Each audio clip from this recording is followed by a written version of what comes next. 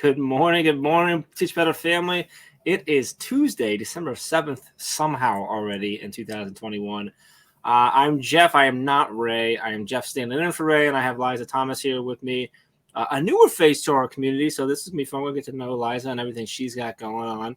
We're going to touch in today's theme, talking through some tech and ideas, and Liza's got a unique way that she's using Google. So we're going to dive into that. We've got some holidays to talk about. We've got some good news story. We're going to have a good time today. So do me a favor, if you're watching with us live, drop in the comments, say hello.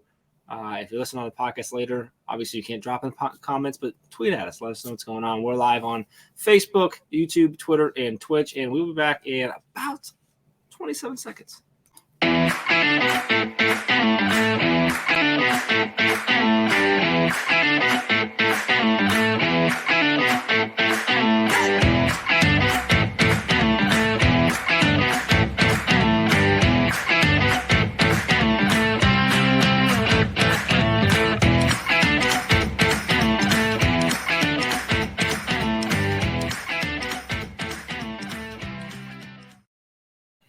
All right. Good morning.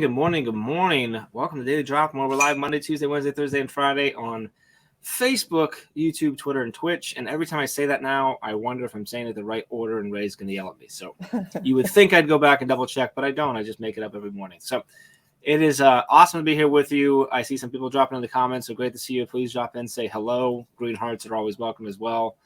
Liza, good morning. How are you? Good morning. I am fantastic. It is an hour earlier where you are in Illinois than it is here, and it's early here. Yeah. So I got up a little earlier for you guys today. But how long have you been up right now? An hour. You've been up for an hour. Okay. So I don't know why, but on on Mondays, I'm always live with Ray on Daily Dropping on Mondays, and then I have occasional days here or there. But I always get up 2 hours early. I don't know So I was about 5 a.m. this morning, and I don't do much. I just kind of really take my time waking up for some reason. Self-centered. Yeah, I think but I sip my coffee. I look at what's going on. I triple, quadruple, whatever 5 times is. Check the flow of what I'm supposed to do on a day like today, which is not my normal day, which is Monday. So anyway, thank you for being up early. Coming to us from Illinois there. I'm excited. You're fairly new to our family here, our community here. And so that's exciting. Yeah. So sort of your first introduction here. So with that said, how about an introduction? Can you share who you are, what you do, and a little bit about yourself here? Sure. Thank you so much for having me. I am excited to be on this new kind of platform, especially in the new role that I'm in as a grant coordinator. But I'm a 28-year veteran educator. I've been a special education teacher my entire career and then an administrator. So I kind of moved up into lead teaching and then supervising special education programming, and then eventually went into administration. So I've also had the opportunity to teach in 4 different states and lots of different school settings, lots of classroom settings, from therapeutic day treatment centers to just regular classrooms, co-teaching, lots of co-teaching. And in the administrative role, I always supervise the special education programs as well. So that's kind of my background. The last job I was in was as a director of an alternative school. In Illinois, we have regional safe schools for students that have been expelled. And so I was the director of our local regional safe school for 2 years. It was during COVID. So that was a lot of fun. Unfortunately, because of COVID, the population, there weren't a lot of referrals because students weren't in school to get expelled.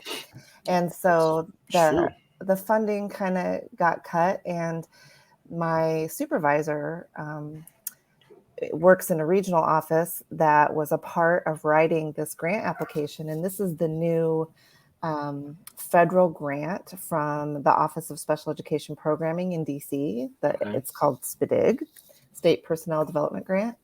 MTSS was the one prior to this. So that was a big grant for years.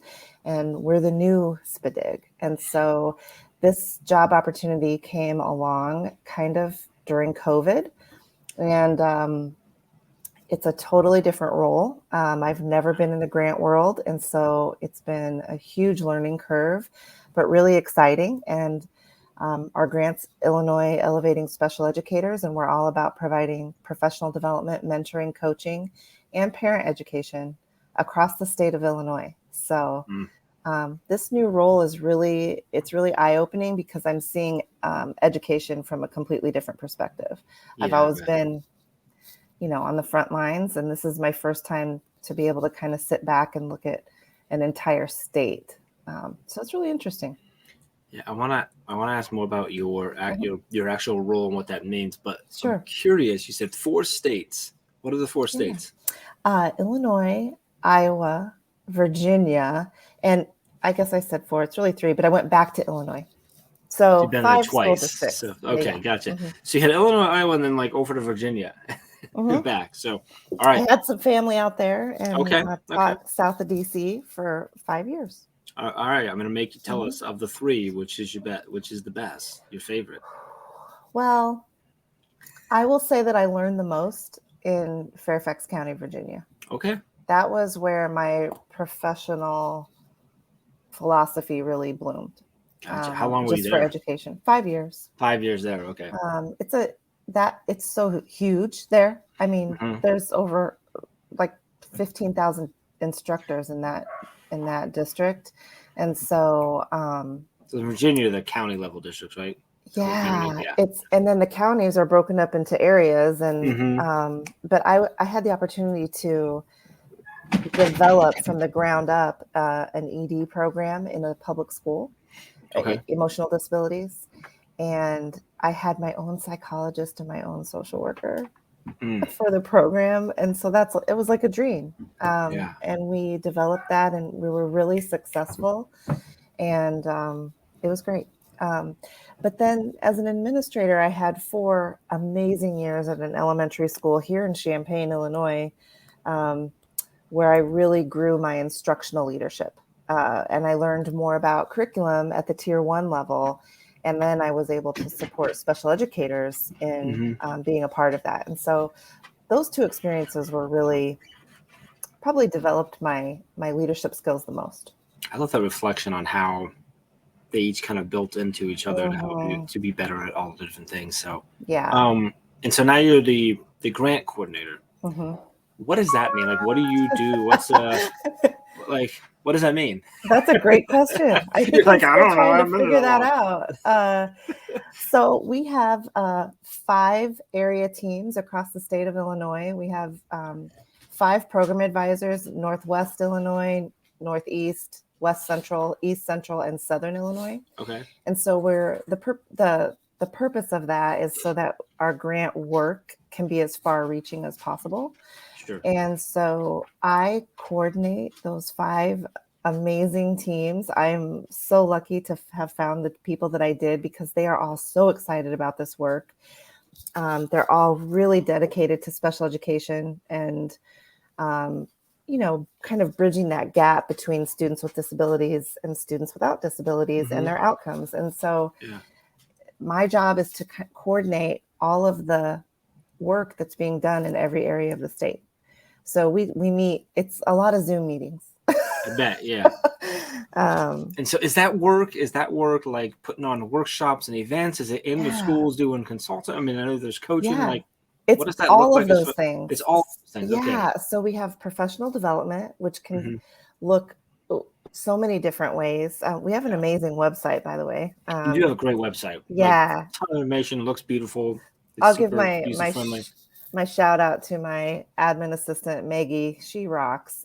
She developed the website. Well, and it's fairly new, right? Because the grant came in, so the whole thing's new. Yeah, we just really have been together as a team since July 1. It's like when you say it's your first year, it's like everybody's first year. You've all done different jobs, but it's crazy. Yeah, and it looks great. And we've done so many things already with professional development. Lots of mentoring is happening this year. And so we're really, really proud of the groups of teachers that we've gotten together for mentoring. So that's a big, big part. Is most of the work with special education teachers, or is it a mix of special education teachers and maybe the teachers that only occasionally touch kids with those needs, or who are you typically working with? So we looked at state data of students with special needs, and we identified districts across the state where their outcomes for students with disabilities were not very good. And so, and then because of where each team is based, we just reached out to local administration. We reached out to regional offices and districts and just told them who we are and that we were getting started. So we had some districts request our help immediately. Other districts, we kind of made the initial contact. Sure. And so we've done some coaching in the classrooms. I did an observation the other day at a middle school ED classroom. But my team has put on trainings that are regional office wide. So lots of counties, lots of districts that attended, 100 people. And then we've also just done school-based professional development for different schools that have different needs in the area of special education. We're also really, like I said before, helping to bridge that gap at the tier 1 level so that students with disabilities have better access to that tier 1 instruction that takes place in the gen ed classroom. So we're working with everybody. So you do work with, are you partnered with an ROE, or I know in Illinois you have ROEs, Regional Offices of Education. Yep. In Ohio we have ESCs, which are very similar. Okay. And others, they're different in every state, I think. They are. So are you partnered with one specifically, or do you partner with all of them? Like, how does that set up? Partnered. I'm curious about all this. I apologize. Yeah, no, it's great questions. We have 5 subgrants with 5 ROEs across the state. So that's where we've. Okay, explain it. Can you break down before we go? This was created from a grant. What's a subgrant? A subgrant is where. So there were 5 regional offices that had staff that were a part of writing this application for the grant. The big grant. Okay, gotcha. From the federal government. And they were the 5 regional offices that really wanted to launch this work. And so they agreed to partner with us as a team, and that's where we hired our program advisors out of. That's where you got your teams. Okay, gotcha. Yeah, and so we do have 5 ROEs. The ultimate goal is to have more ROEs launch this work at the local level. Yeah. So the ROEs, that's because they know the local landscape of all the different districts and the people and stuff, which is allowing you to stretch it. That's really cool. Yeah. Interesting. Okay. Yeah, it was the process of getting to where we are now has been unbelievably eye-opening. It's just been a huge learning curve. Huge. I bet. What's been the biggest, this is the last 18, 24, whatever months for education has been so crazy, so difficult. This year has been just brutal. It has. This is a new team. You're doing new work. You're trying to expand work. It's important work, but it's not easy work. No. And in a year where shortages are everywhere, the challenges are abundant. What's been the biggest challenge for you and your team as far as trying to get this work up and running and or making it successful? Yeah, the biggest challenge has been how we deliver professional development. Like the logistics of it? Yes, because everybody needs it. Like everyone we contacted and partnered with, districts all across the state want us. They want us to come and help their teachers get better at systems implementation for special education, instructional delivery, and they don't have subs to be able to have release time to attend professional development. We are mentoring actually several long-term subs. So they're not even teachers that were hired for those positions. It's just they're long-term subs and they need to know more. That's why the mentoring has really taken off, because we can do that after hours. And those are teachers that really need the help and want the help from us. And so the professional development delivery has been the biggest challenge by far. So are you doing a lot? Are you doing a lot of that through Zoom? We are. Virtual meeting stuff. Yeah. Okay. We have to. Yeah, it's especially without being able to do subs, like it's so hard to Mm-hmm. do a daytime training or anything Mm-hmm. like that, or even Mm-hmm. get everyone to a location, right? Because that Yeah. requires so much more than jumping onto a link. So Yeah, we have done, we've had pockets of districts that we've been able to go to a bigger venue and have people join us, but the sub situation is so bad. It's hard to allow teachers to attend those. So that's where the mentoring has really come in. We've developed cohorts of teachers in different areas okay, across the state. We also have monthly remote mentoring sessions. They're kind of mini PD sessions and then followed by a discussion. And those gotcha. we invite everyone to. Anyone can join those. Those are every month. And we talk about hot topics in special ed. And the website is iesenetwork.org. Yep. And it's a great website. Like it's really well done. And this comes from someone who that's a past life of mine was building websites. So cool. very user friendly, looks great on mobile, works really well. Very important question. Mm-hmm. Who's your buddy behind you there? Oh, is there? I've seen a tail and a. Oh yes, that's Tinker. Sorry, Tinker's back there. Yeah, there we go. Oh, look, just all cozied up. Black Lab. She's Lab Weimaraner mix. Lab Weimaraner. Oh, really? Oh, there she's. She knows we're talking about her. Sorry. Sorry, I saw the tail. I saw her sit down twice. I'm like, I'm gonna ask about the dog, or everyone's gonna be mad at me. Anyway, she's not used to being up this early either. She's like, why are you up right now? What is going on? Yeah, this is not correct. Oh, there's my other one. All right, so so the website is iesenetwork.org. So make sure you go over out, get involved. What's the easiest way for someone to get involved with things and to go to that website and contact us? We all of our emails are on there. All of our staff emails are on there. You can see which staff works in which area of the state. Contact us.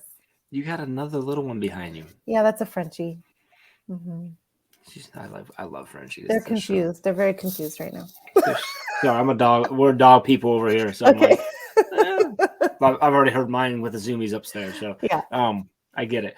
All right. So I want to we're going to jump into our theme for this week and talk a little bit about some tech stuff. We've got Liza here, and we're going to get into that here in a minute. So stick around.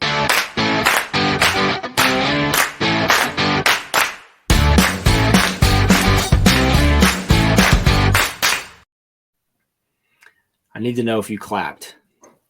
I didn't. Like, I know I can see you, but I asked them, but I'm like, I can see whether you did or not. I didn't, but I always want to. I'm always like, it is very catchy. It's catchy, you know. It's one of those little things. So the theme this week here, well, I should probably welcome us back to Daily Drop. If you're just tuning in, we're live Monday, Tuesday, Wednesday, Thursday, and Friday on Facebook, Twitter, Twitch, and YouTube. I'm changing it each time because Ray's gonna drive her nuts. She says it very specifically, and I say it different every single time. The order of like what I say. I say with Facebook, Twitter, YouTube, and Twitch. Facebook, YouTube, Twitter, and Twitch. I'm gonna start saying Twitch, Twitter, YouTube, and Facebook. It's hard to say. Yeah. It's an inside thing. Just ignore me. Okay. So the theme for this week is tech you should try today, and we talking about whether it's a new tech idea, a new way to use tech, something just a tech piece that you enjoy. And like yesterday, Ray and I got into Calendly and how we love that and things of that nature, which we use obviously on our team and schedule and stuff, but also Ray using a classroom for scheduling check-ins with students, stuff like that. Yeah. What you mentioned before we come on that you're using Google in a unique way. We didn't get into it, so this is going to be new for me too. So can you share how are you what aspect of Google and how are you using it? Let's get into this thing. I'll do the best that I can. As I said at the beginning, that's all I asked for. As you can see, what my best is, Liza. This morning, so. I'm a 28-year veteran, so the technology piece at times can be a little challenging for me. But my admin assistant, Maggie, is a great teacher. She's a lot younger than me. Can I stop you there? I'm curious. 28-year veteran. So you were cruising by the time ed tech really really became a thing we're supposed to be using, right? Did you fight it? Or did you? No. Because some really fought it. Some just struggled to understand. Those two differently. Did you fight it? Was it a struggle for you? Did you jump on it pretty quickly? Like how? No, I was I was pretty excited about it actually, because anything that's going to make life easier for teachers, I'm all about that. And once I sat down with some of my colleagues and they showed me how much easier things are when you use You can technology. automate things and stuff. Yeah. Yeah. I was Yeah. pretty passionate about it actually. So I'm always open to learning Good. for It's good. sure. Good That's to know. like That's cool. my thing. So yeah, no, I did not fight it. All right. So Google. Sorry, Yeah, that's right. I'm always curious when I hear someone who's been doing it for a while, like because it can be Yeah. tough too. It can be tough to learn. Yes. It can be intimidating. It can be overwhelming. And you're like, look, Yeah. I'm just cruising. I'm good. Like I don't need to be. So Yeah. all right. So tell me about Google and how you're innovating the way we use Google. Okay, so this is all new for me because I never realized that Google had the capabilities that we have now started using it for. So I've always used it in the classroom, especially during COVID, right? Everybody got very well versed in Google Classroom. Mm-hmm.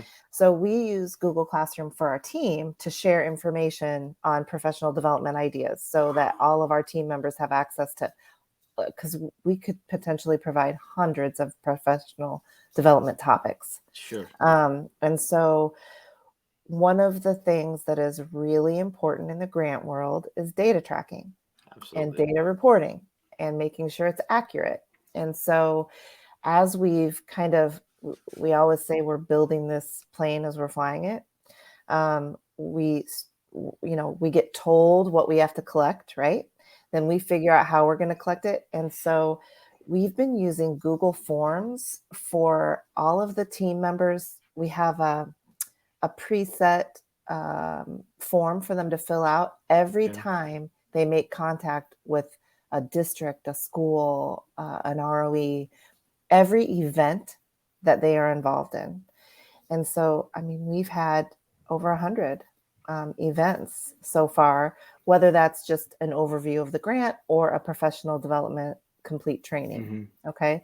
So every time they fill that out, we get that information. But what I didn't know was that Google Forms has a whole like platform of reporting on data. So it provides us with these beautiful graphs that shows the work that we're doing. We can tell you what part of the state we were in, how many districts we reached, how many participants were involved, what part of the grant objectives the event was Was referring meeting. to. Oh, Yeah. okay. So it's just been So you're able to eye-opening. take that, boom, really quickly, easily, efficiently Hmm. get graphics and Yeah. breakdowns to put into your grant report and back to Yeah. yeah. So as a special educator, data tracking and data reporting, that's just been a part of my Sure. professional life the entire time, but never to this level, So you where we're reaching the whole state. so can you take what you're doing now with that and how that's helping your team reflect back to when you were a special educator Hmm. in the trenches there, Hmm.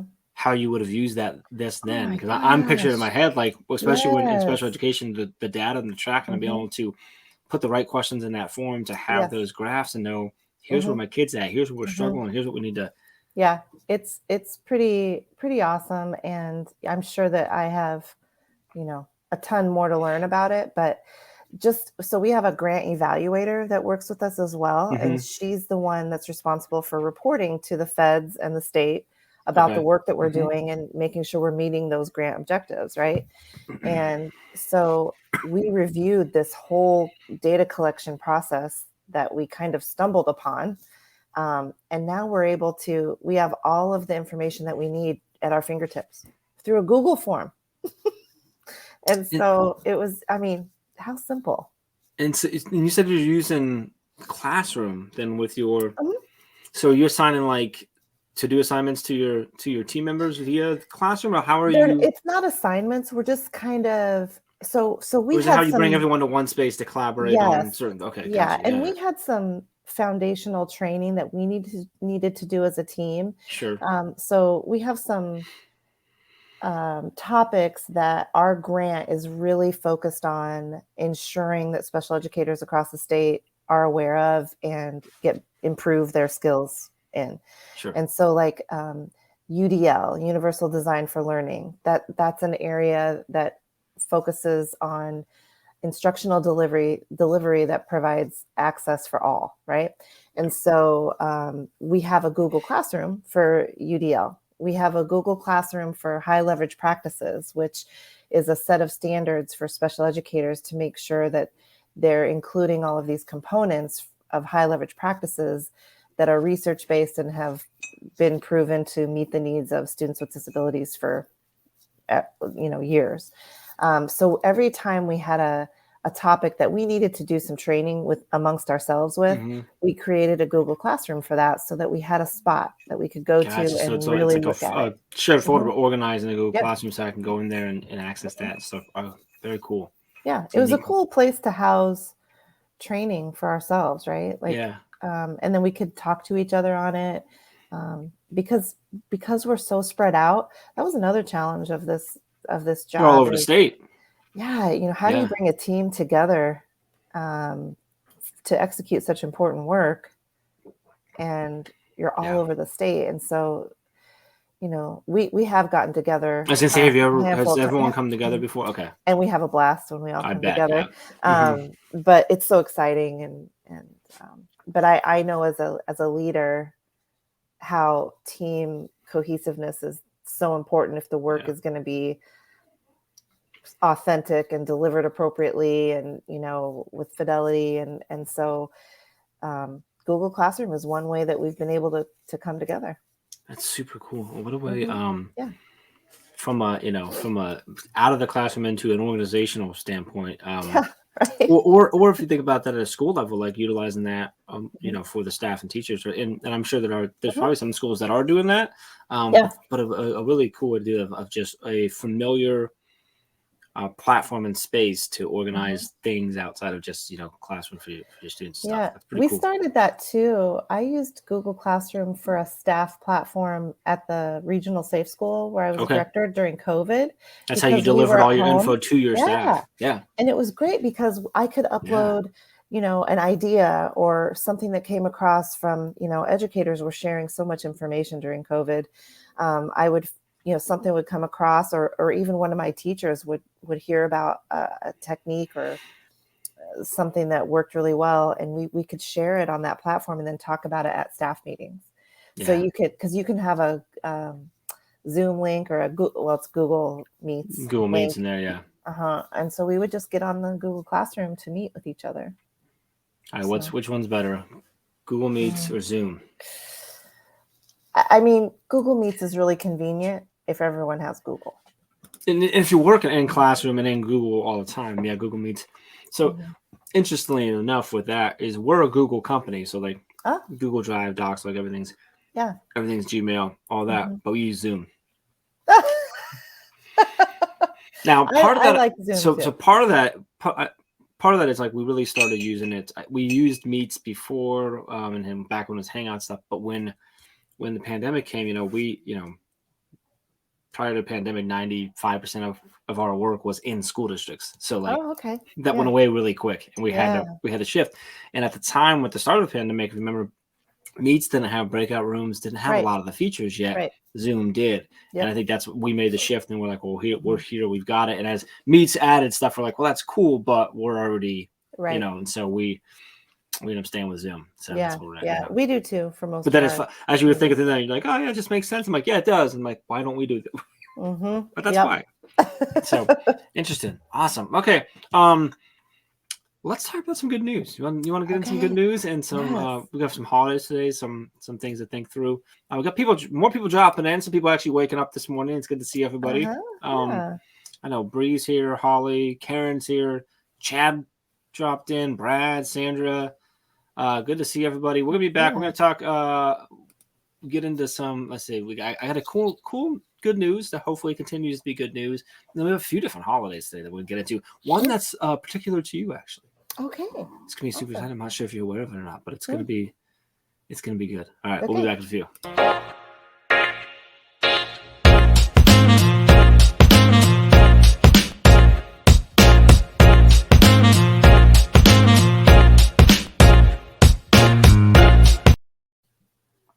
Welcome back to Daily Drop, and we're live Monday through Friday, every morning at 7 a.m. Eastern Time on Facebook, Twitter, Twitch, and YouTube. I think I got 3 different ways that I've said that today, right? Nobody keeping track? Someone's going to tell me and I'm going to be in trouble. Ray's at an event, so hopefully she's not going to pay attention. So I've got Liza here with me. Liza. I did this this morning. We talked about it beforehand. We did talk about it. Here, I'm going to story time for a second. Bashing on myself. When Ray and I were doing interviews, when the podcast was nothing but interviews, I would check names all the time because I was the one who like introduced the guest at the beginning. And if it was ever like a name where I knew someone that said it differently or whatever, when I would add similar this morning, I have a friend, Elizabeth, who goes by Liza, and I'm like, is it Lisa? And you're like, no, it's Liza. I'm like, I should have gone with Liza.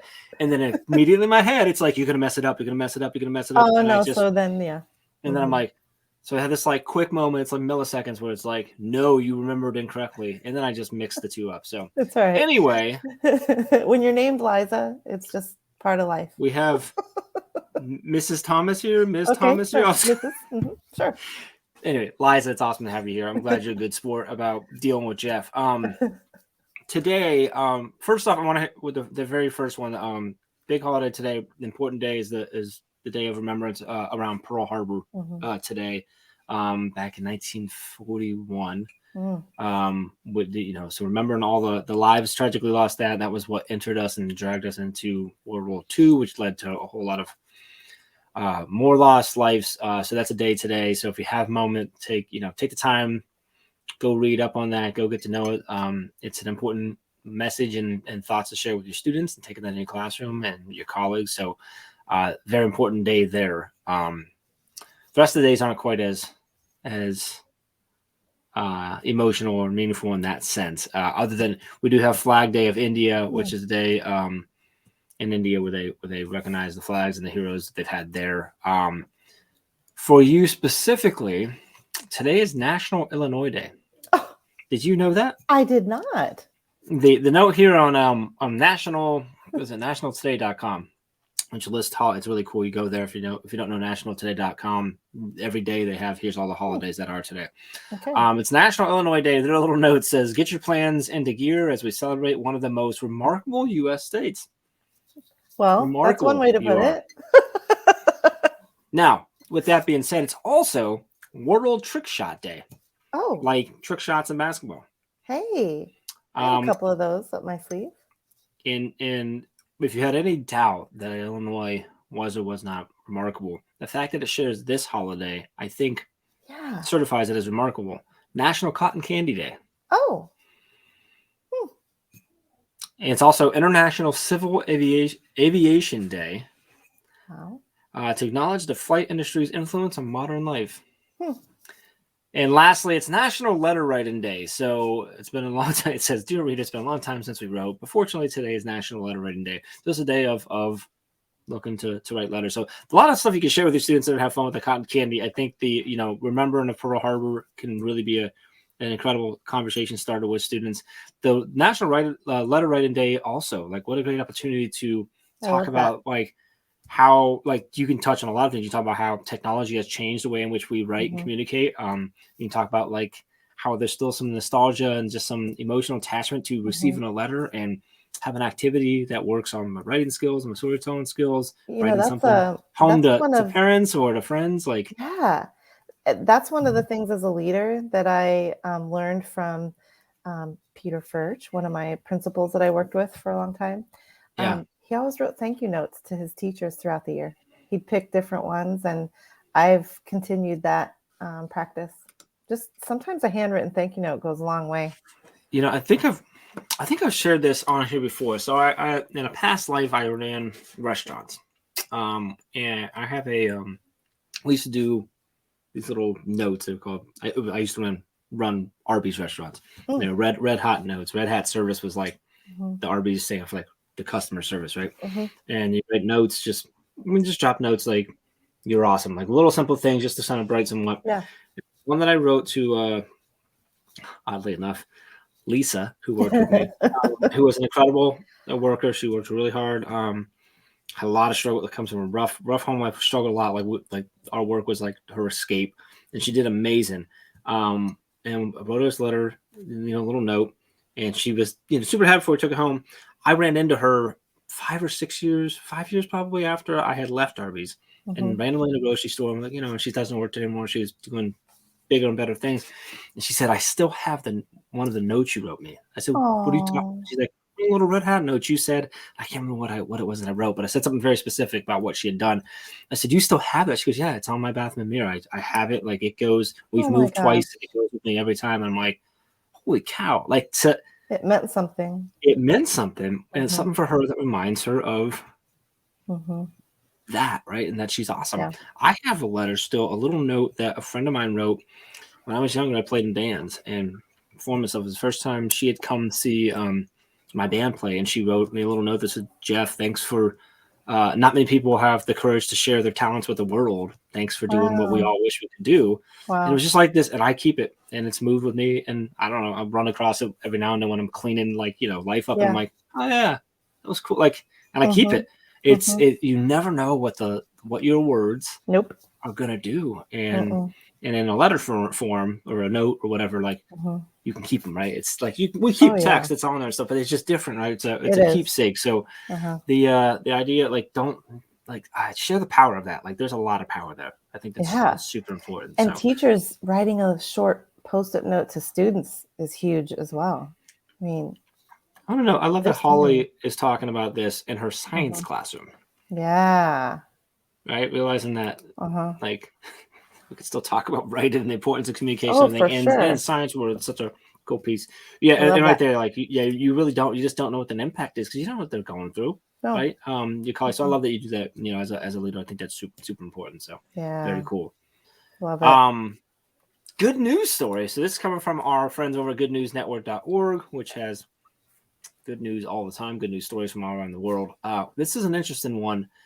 So where's he at? I don't know if it actually tells me what it is. But a 64-year-old man, Brian Shelton, who had type 1 diabetes, has gotten an infusion of insulin-producing cells. It's been a 20-plus year study and research project for a whole group of scientists that are trying to figure out how to cure type 1 diabetes. And it appears to have worked for this man. He had so they're only working with severe cases of this. And it's actually the cells in your pancreas can't function properly in diabetes victims, and this insulin producing cells that they've injected them with appear to be working. Now, scientists involved, it has been peer reviewed. They are proceeding with caution, saying, "Hey, don't get too excited." But if this does pan out, it'll be the biggest breakthrough in diabetes research and support in over 100 years since they figured out and found out how to utilize insulin shots and stuff. So I mean, that's really, exciting. Really cool. So they say his daily insulin requirements are down 91%. Wow. And they said robust improvements in his glucose control. So because they said he was talking this, Brian Shelton was talking about how prior to this, his life was basically controlled by his insulin and what he had to do. It was so often so much. So, I mean, sometimes we forget what people deal with when they have things like diabetes, and it's what you have to do every single day and how careful you have to be. So when you hear something like this, it's like, is it going to cure him? Is it going to be there in the next 10 years? Maybe not, but they're on track and it seems to be working. And that would be great. You get all this work that's going on constantly to try and attack some of these problems. So, super cool. Good news stories. Hopefully it continues to go in the right direction there, and maybe we can get rid of that. Yeah, that'd be amazing. I've had so many students that struggle with that, and they have so many anger, so much anger and resentment a lot of times because it makes their life so difficult. Yeah, it's unfair. That's something. I mean, it's great. It's when you see it in a young person, it's so tough to see. So so hopefully that continues to go and be good news and continue there. So so we're getting close to wrapping up here. Okay. I want to go back to the work that you're doing. And what's the biggest thing going on right now with I need to say it the right way. It's the Illinois Elevating Special Education Network. Special Educators We're Network. elevating education. So what's the biggest thing that's going on right now? Are there events coming up, training opportunities, things for all of our friends? We have a lot of friends in Illinois. So Okay, great. Yeah, For I've both noticed that. teachers that are special education teachers and Mhm. those that are not, that are gen ed, that want to Yes, be better, want to learn, want to connect, want to help close that gap. yes. What's coming up? Anything? Any? Yeah, so we actually have, I think it's December 14th. I think that's when it is. Our next, it's on our website, iesenetwork.org. I'm But we on it. have I'm our, already. Is it under events? yep, we have our next remote mentoring sessions, and anyone can come to that. We have no limit of participants. Anyone can join that. If you join, you also get an hour of PDH. So a lot of people want that. Okay. And we have experts in the area of education that talk, and we do a little mini presentation of information, and then we Okay. have great discussions about what that topic looks like in our practice every day. So it's very practical tips and strategies. It's not like a sit and get. It's teachers talking to each other about what it really looks like. So those monthly mentoring sessions are great. We actually, one of the most exciting um, pieces of information I just shared with my leadership team yesterday, we currently have 31 contracts with districts across the Wow. state, and Awesome. it's just going to keep growing.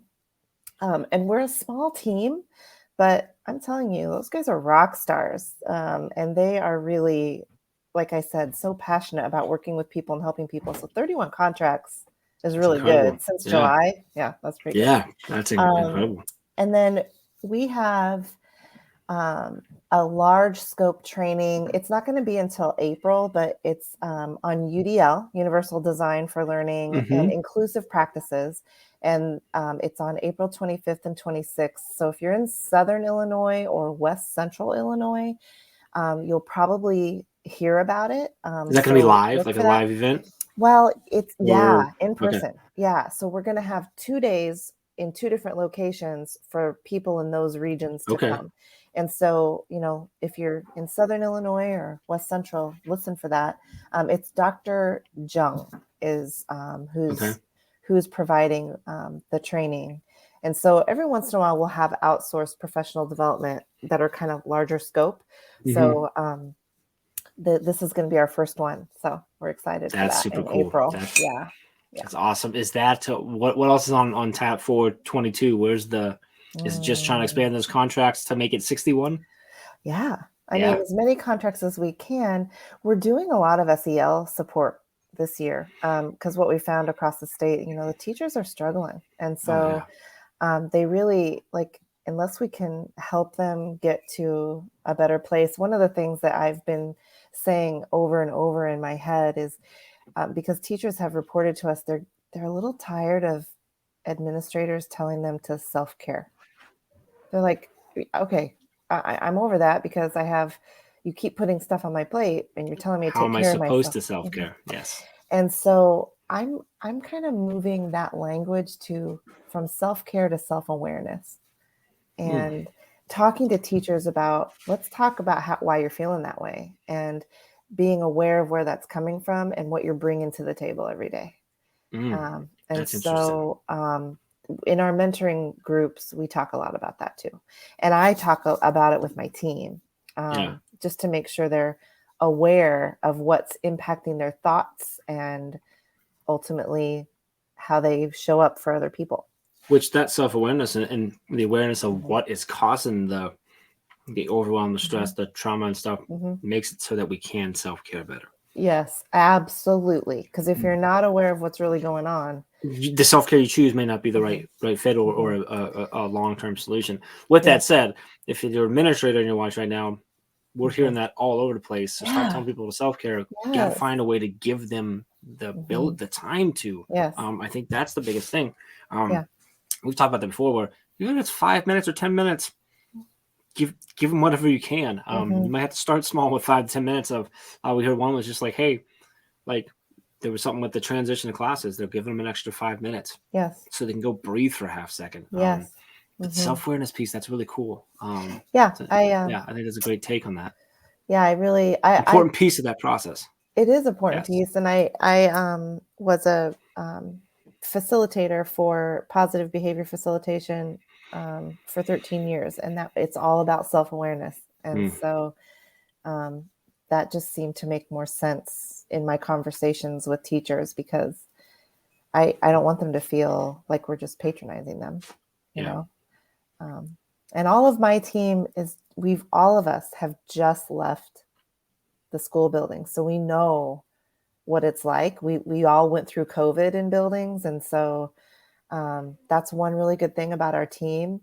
We have one person on our team that has been in the grant world for a while, but the rest of every one of us has this is our first time outside of a district. So I think that's awesome, because then we're not so far removed. Yes. Yeah. That can happen. I mean, Yep, it happens. The longer you're out. It absolutely can. All right. So wrapping up here, if you could leave us all with one message, one thought around the work that you're doing and around the importance, around special, whatever you want to take this, you can leave us all with one thought. What would that thought be? Well, yeah, I mean, if it's a combination of like 4, that's okay too. So my mantra that I've used my entire career is work hard and be kind. And I tell my team that every single day. You have educators that work really hard. And then you have educators that are just really, really nice all the time. And it's really important to be intentional in both of those things. And when I say be kind, I don't mean the touchy-feely. I mean listen to listen. And when you're collaborating with other educators, make sure you are listening to where they're coming from and not listening to respond. And I think that communication is one of the most important parts of our work in public education, whether it's with students, with colleagues, with parents or families of our students. We've got to work really hard, and we have to be kind about it. Nobody knows everything. So that's what I'll say. I love it. That is a great way to wrap it up, of working hard and be kind. Liza, thank you so much for getting up early, confusing your dogs, and talking about some really important stuff with us and having some fun with me as well. Truly appreciate it. The website is iesenetwork.org. That's Go right. over there, find all the events, find everything that's going on, inquire about how you can get involved, how you can get your district involved, and how you can continue to support the work to do, and keep doing that work. It is important work. It's good work. And it sounds like it's going well, and I hope it continues to go well. So appreciate that a whole lot. We are going to be back tomorrow morning, which we're here every morning, Monday through Friday. Ray will be back tomorrow morning, 7 a.m. Eastern. So make sure you join us then, and we will see you then. I hope you have an amazing Tuesday. As always, if you need anything at all, please reach out to the team. Let us know, and we will see you in the morning. Bye.